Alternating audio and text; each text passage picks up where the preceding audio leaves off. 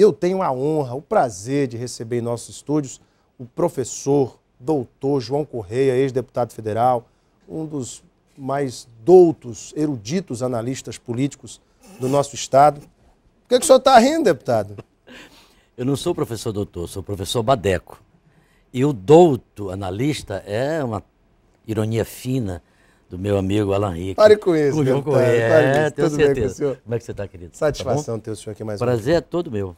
Deputado, é sempre bom ouvir sua opinião, a sua análise dos momentos políticos. Daí, nossa iniciativa de convidá-lo mais uma vez para bater um papo conosco. Deputado, esses últimos fatos que envolvem esse jogo de xadrez da política acreana, oposição versus Frente Popular, quero começar com uma análise da oposição.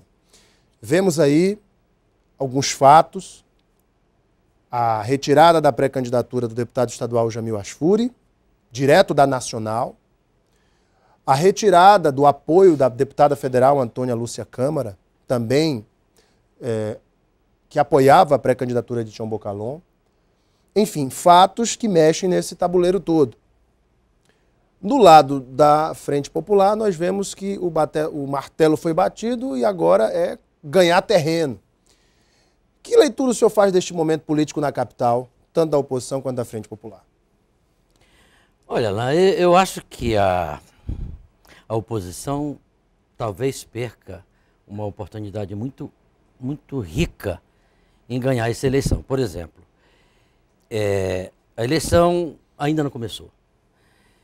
O Bocalhon se impôs por 4 eleições consecutivas, criou memória eleitoral, mas os debates acerca do futuro de 2014 atrapalharam brutalmente tanto o Rio Branco quanto o interior do estado.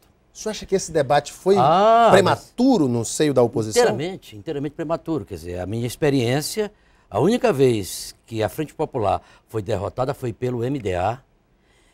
Quando ela era forte, ela ainda tinha um apoio popular, tinha, digamos assim, uma blindagem geral. E nós derrotamos a Frente Popular porque nós tínhamos uma proposta, nós tínhamos um projeto, nós não tínhamos candidato para 2 anos depois. Agora foi feita uma inversão.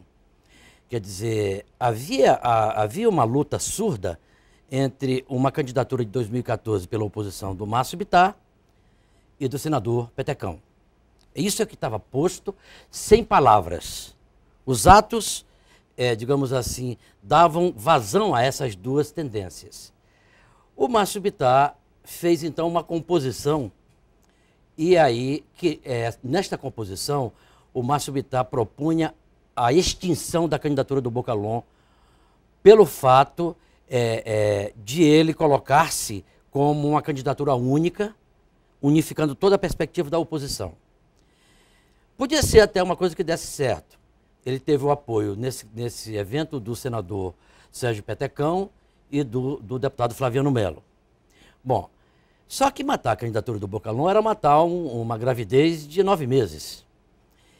E aí o Márcio fracassou nessa tentativa e o Márcio enfraqueceu-se. É por isso que Jamil Asfuri e Ayrton Rocha, as candidaturas deles foram para o vinagre juntamente com a candidatura do Márcio Bittar. Porque o Márcio Bittar perdeu espaço no governo federal, ou melhor dizendo, no PSDB nacional, no PSDB local e em segmentos importantes da oposição, porque não sabiam, por exemplo, qual seria o grau de confiabilidade que teria esse projeto articulado do senador Sérgio Oliveira, Petecão, Flaviano Melo e Márcio Bittar. Então o que acontece? O Bocalhon venceu essa queda de braço, tornou-se, digamos assim, garantido pelo PSDB nacional. Do ponto de vista estadual, também o Bocalhon tem um certo espaço, e, obviamente, que ele tem uma enorme simpatia popular. Nesse sentido, por exemplo, o que vai ser muito ruim para 2014 é que o que seria o ponto fundamental da vitória da oposição poderá tornar-se, por essas ambições, aquela luta das pequenas raposas. Não sei se você lembra. O senhor citou esse fato. Lá em dezembro do ano passado, quando eu disse que a luta das pequenas raposas iam jogar a oposição realmente na lixeira. E é isso um pouco que vai acontecer. Em Rio Branco é uma situação um pouco mais difícil. Por quê? Porque o Bocalhon tem um apelo popular bastante grande e o povo de Rio Branco, mesmo sem o apoio, tendo sido retirada a candidatura do Rodrigo Pinto, uma série de elementos, sem um tostão, o povo de Rio Branco fez com que o Bocalhau ganhasse a eleição em Rio Branco. Quer dizer, então, que diante desse cenário que o senhor está colocando para todos nós aqui, pode ser que estes atores que o senhor acaba de citar não se empenhem devidamente na campanha de Bocalhau, haja vista que já estariam de olho em 2014? Ah, não tem a menor dúvida. Para um grupo bastante expressivo, uma vitória do Bocalhau é um horror, é um pavor, porque uma vitória do Bocalhau pode ser um elemento que desestabiliza esses acordos meio obscuros que são feitos na calada da noite, em que os partidos não discutem, não debatem. Então, Peraí, quer dizer que então para esses líderes da oposição seria melhor uma derrota do Bocalhau? Ah, mas não tem a menor dúvida. Um dia desse eu falei o seguinte, que a verdade na política acreana é subversiva, porque as lideranças da oposição, Alain, tem alguns segmentos da oposição que são tão ruins ou piores do que a Frente Popular.